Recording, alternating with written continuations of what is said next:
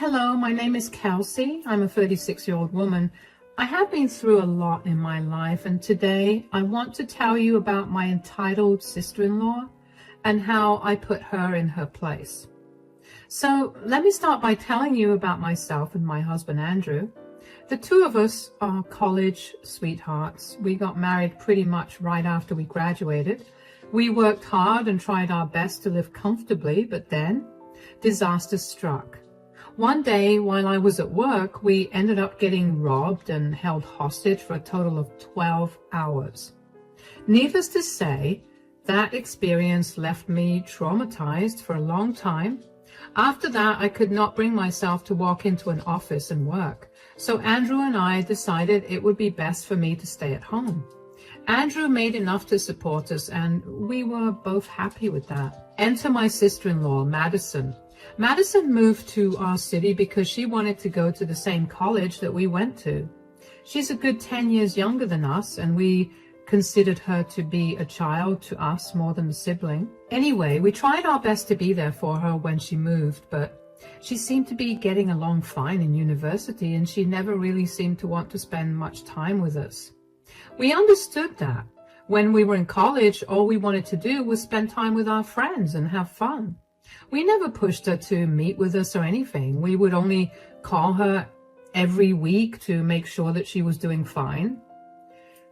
That was how it was for most of her college life, and it was all going smoothly until one day, Madison came over unannounced.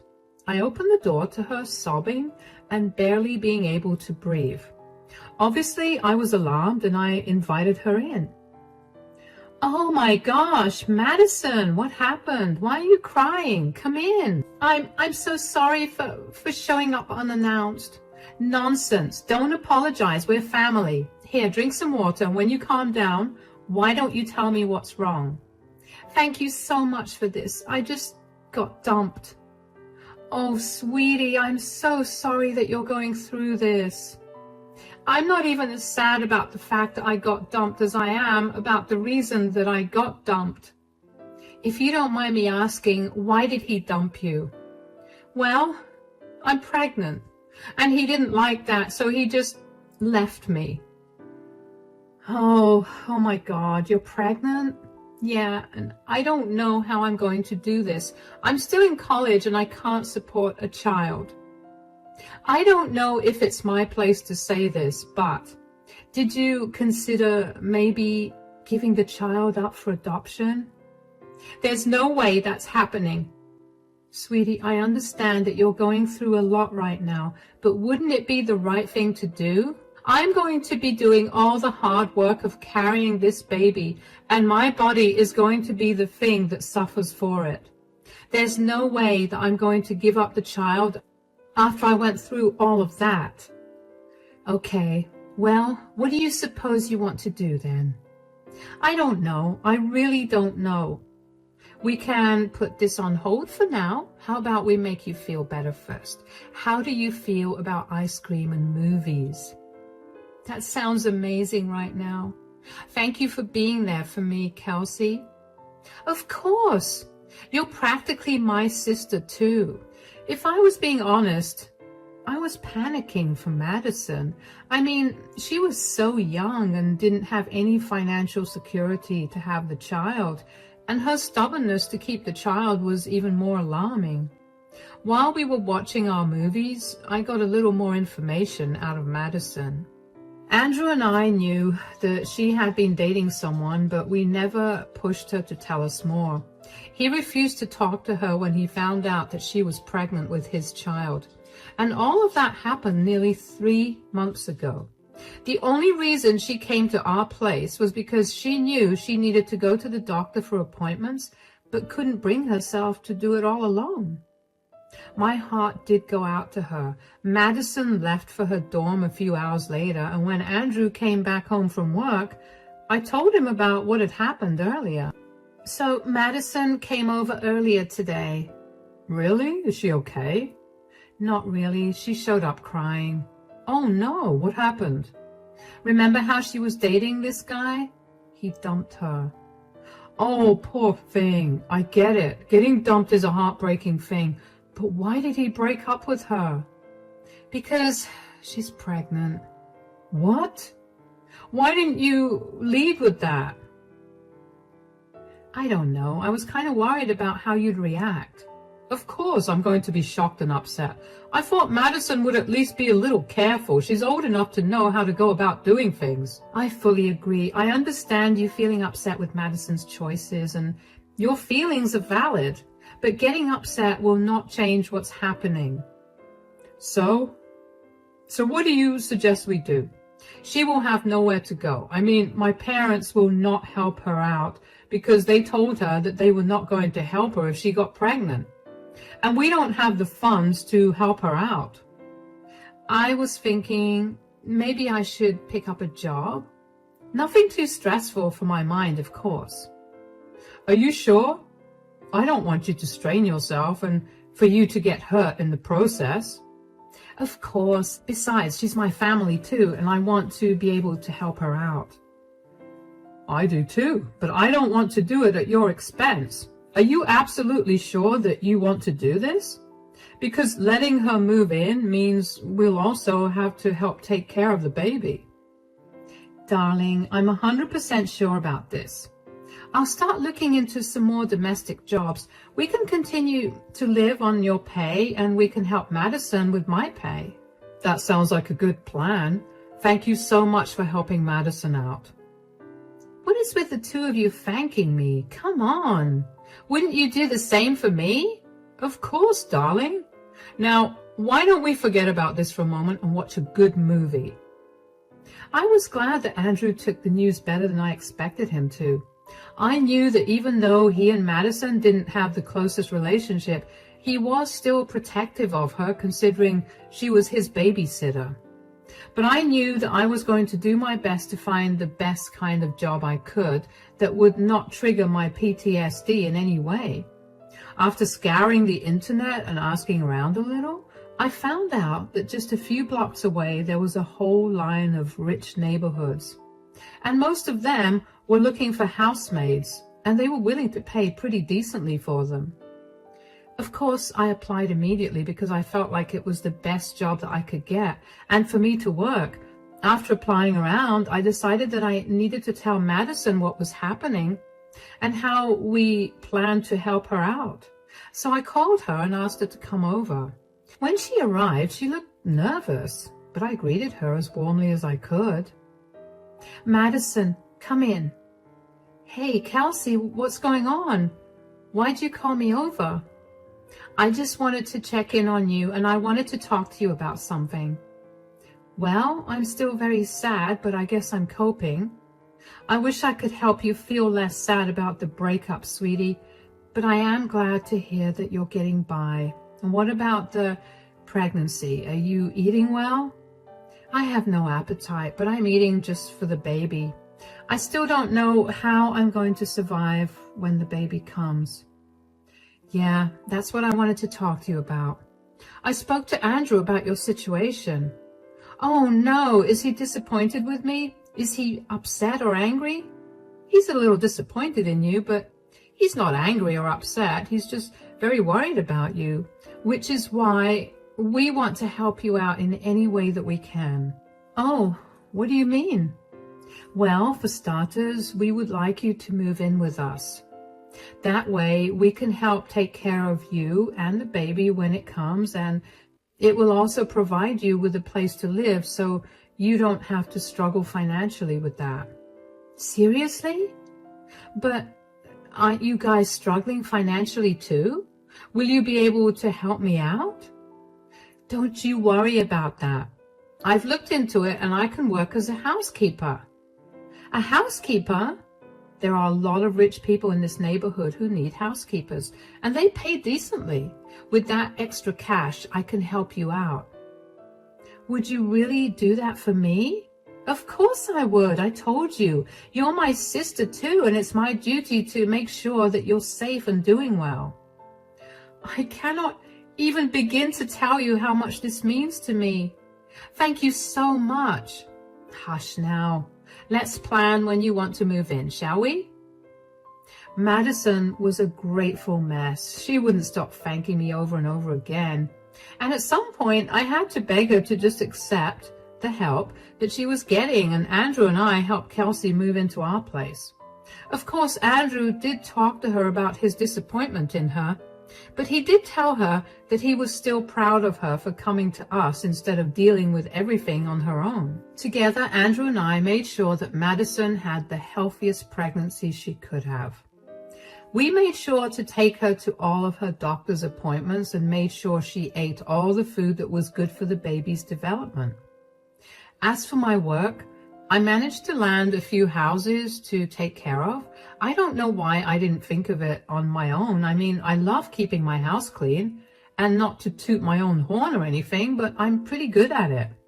I love organizing things and making my house look pretty, and if I could earn money for it, what a great job. Madison did express a lot of the times that she was sorry that I was working just to provide for her, but I told her that I only wanted her to be healthy and to have a healthy baby, so I was going to do whatever I could to make that come true. And it did. Just 6 months after Madison moved in with us, she gave birth to a healthy baby boy, Corey. Madison stayed with us for a little over a year after that. Andrew and I had a lot of fun taking care of Corey, and in a way, made us feel good about momentarily being able to be parents. We never wanted to have kids, especially given our financial situation, but for a short moment, taking care of Corey was fun. After Madison graduated, my in-laws helped her out by getting her an apartment of her own. So she and Corey moved out after that. Andrew and I didn't hear much from Madison after that. We barely ever saw her. She was always busy with something or the other. At first, Andrew and I were pretty upset about it, but as the years passed, eventually, we got used to it. We were both doing great financially, and we were living well. We knew we did the right thing, and that was enough for us. But then, almost 4 years after Madison left our home, she came over one day unannounced. Andrew and I ecstatically welcomed her in. When we were all seated in the living room, I started the conversation by asking her how she and Corey were doing. So, how's everything going? I hope you and Corey are doing well now. We're doing amazing, actually. I'm sorry I haven't been in too much contact with you guys. Life's been really busy recently. We get that. We're just happy that you look and feel happier. How's life treating you guys? Pretty good. I mean, I got a promotion at work and Kelsey got herself a stable job. You got a stable job, Kelsey? Does that mean you left housekeeping? No. I now properly work for only one family. It's stable because I no longer have to run around to different houses each week and remember a ton of different rules to follow. Ah, that's good. So what exactly have you been up to that's kept you so busy? Well, I found someone. Really? When? And what's his name?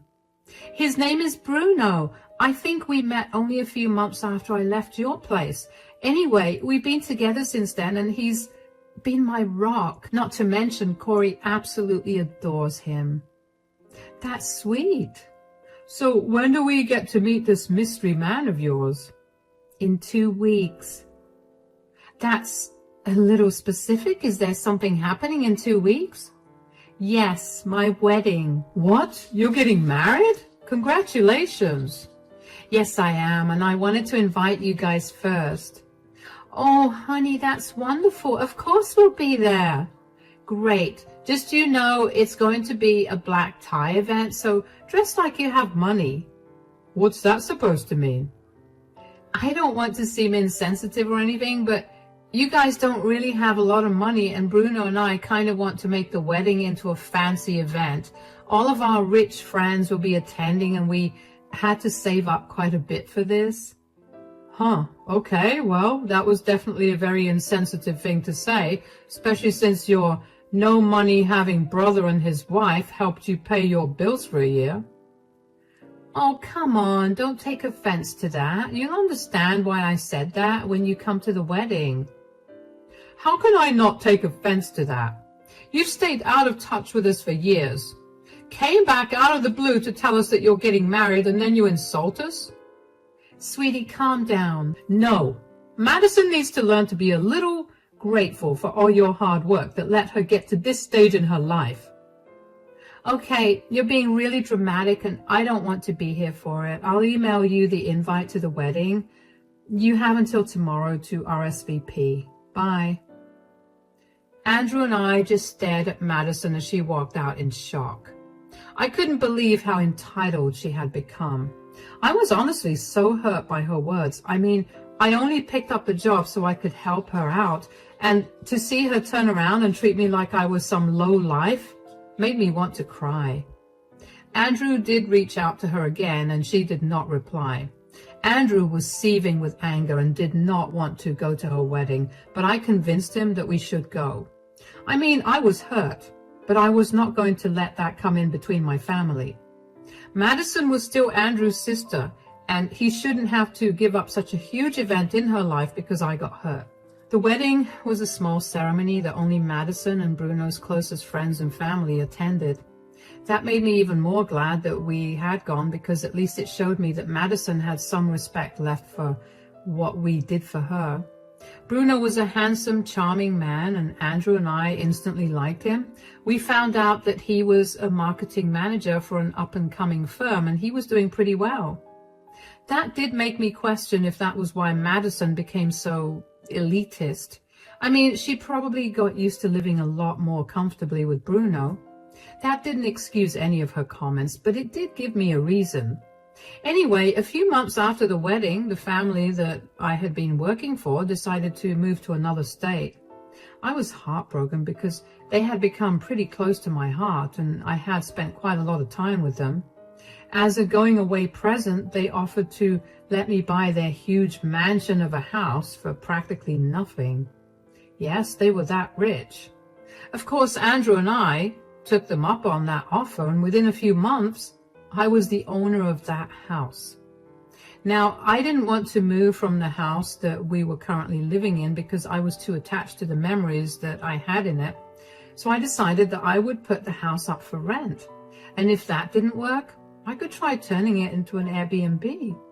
Well, just a few days after I put the house up for rent, I got contacted by someone.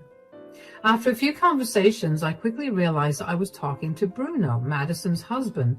Of course, I was curious as to why they were renting a house. But I kept my questions to myself, and instead, as a favor to the family, I offered to rent it to him for dirt cheap. He accepted that offer, not without thanking me profusely, and within the next month, Bruno, Madison, and Corey had moved in. Andrew and I decided that we'd give them another month to settle in before swinging by to meet them. I let Bruno know before we went there, but he must not have told Madison about our visit. When we got there, Bruno greeted us warmly. "Oh, hey guys, come in." "Hi, Bruno. I hope you guys are settling in well." "Absolutely. Madison and Corey are settling in well, and they love the new home." "That's good to hear, but where are they?" "Madison just got done giving Corey a bath. She should be down any minute." "Oh, there she is." "Whoa, what are you doing here, Kelsey?" "Oh, I just dropped in to see how you guys were doing. I hope you're enjoying the new place." "Of course I am, but you're kind of ruining it for me." "Excuse me?" "I don't know if you can see very well, but this house is stunning and only meant for those people who can afford to be here."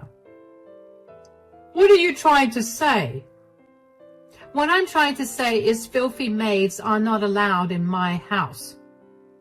"Madison, you can't speak to Kelsey that way. How dare you talk to Kelsey that way when she was the one who helped you out when you were at your lowest?"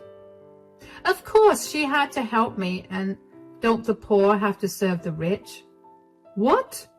Do you realize how insane you sound? You were the poor one. Kelsey's hard work helped you find your feet and eventually get here." "Madison, you're being disgusting right now. You need to apologize to Kelsey right now, or you're going to regret it." "Look, You guys can get all worked up about this, but I'm not apologizing. I know that I'm right, and there's nothing that you can say that will change my mind. Kelsey, I'm so sorry for her behavior. Please don't let this affect us. It's all good, Bruno. Whoa, Bruno, why are you apologizing to her for me? I specifically told you that I didn't want to apologize, and what effect do you think she's going to have on us? She's just a disgusting maid. You need to shut up right now, Madison. You don't know what you're talking about. Why are you defending this low-class woman over me? It's my eyes that are suffering from seeing her in my home. Oh, you mean the home that's hers? Huh? What do you mean? She owns this house. She's the one we're renting this from. What? I didn't know that. Why would you rent this from her?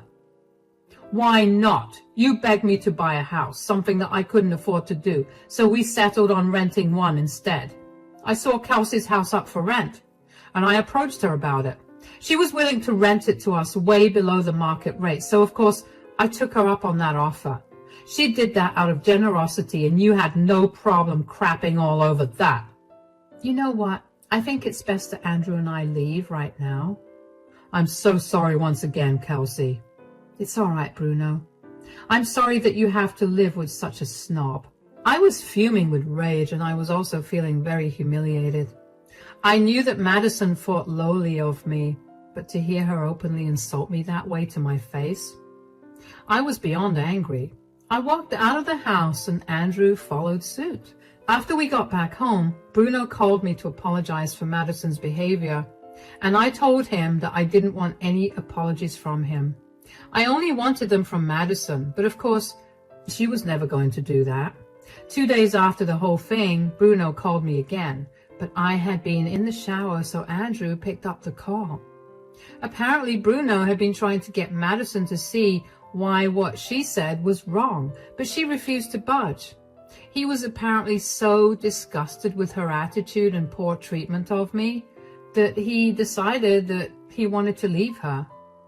I was shocked to learn that he was leaving her. I didn't expect something so drastic to come out of this, but his choosing to divorce her made something in me flip as well. Bruno told us that he'd be moving out of the house by the end of the week and asked us to keep the rent for that month.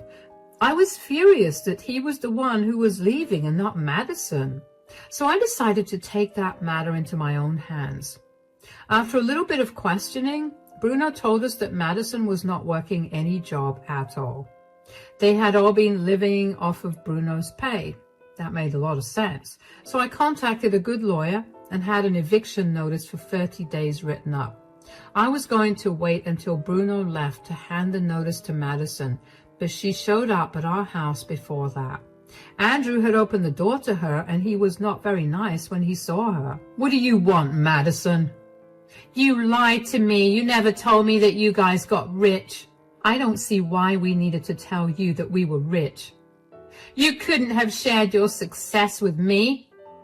Why would I, when all you saw me as was a filthy maid? Do you even know how embarrassing that was for me? Because someone from a low-class family is doing better than you or helping you out? Enough. How was I supposed to know that you were not low-class? Should that really factor into how you treat people? Of course, I don't want to be taken advantage of at any point in my life, now that I'm successful. So, when you were pregnant and alone and I stepped up to help you, you're saying that I shouldn't have because you were only taking advantage of me? No, of course not. I was one of the better low-class people. And we're not? You're fine, but Kelsey isn't. I mean, she was working for all those rich people, and of course, she would have had to be disgusting to get to where she is right now. I just know that she must have blackmailed someone or something to be able to own such a luxurious house. I don't know what happened to you to make you so horrible, but I highly suggest that you take some time to reflect on your behavior. And Andrew and I have discussed it, and we don't want you living in that house. You can't do that.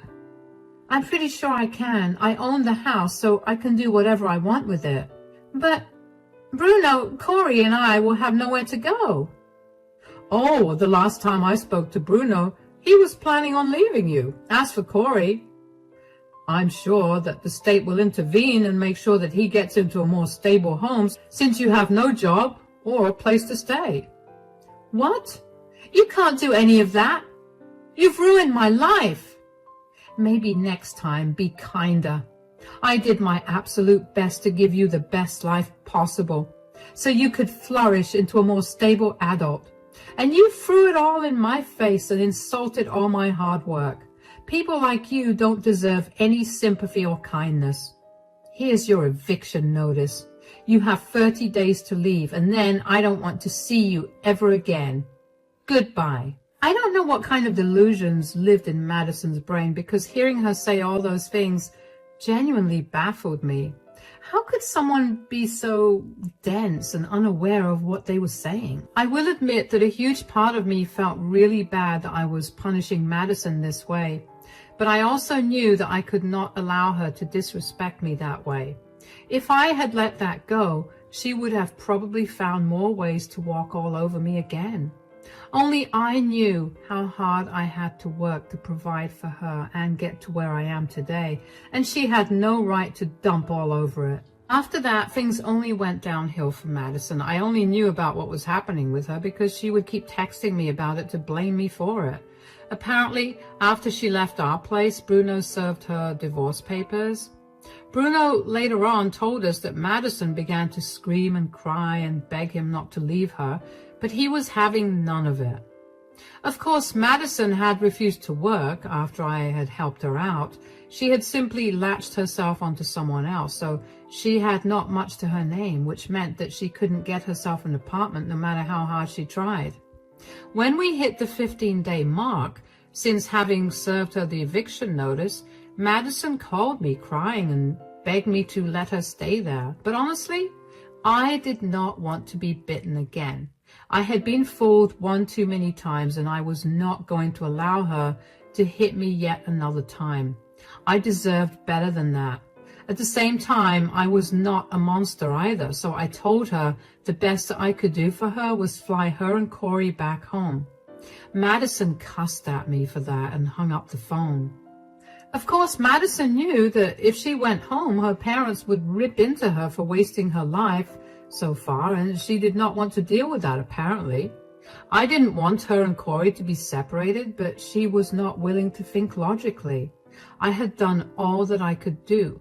Madison had apparently tried to contest the divorce and tried to extort Bruno for alimony.